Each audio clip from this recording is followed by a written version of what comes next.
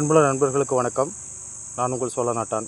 இப்போ நீங்கள் எனக்கு பின்னாடி ஒரு மரத்தில் பார்த்தீங்கன்னா சவுண்டு வந்துக்கிட்டே இருக்குங்களா, ஒரு பூச்சியோட சவுண்டு.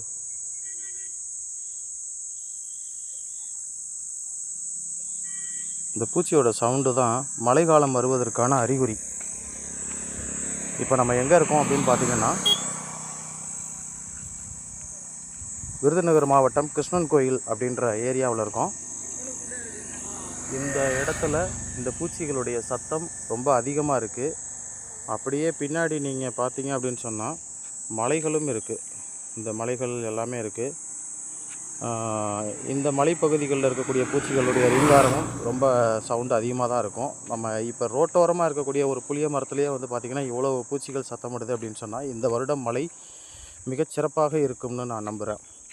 அப்படி தான் நம்ம முன்னோர்கள் நம்பி அந்த மழையை பெற்றிருக்கிறாங்க. நன்றி நண்பர்களே.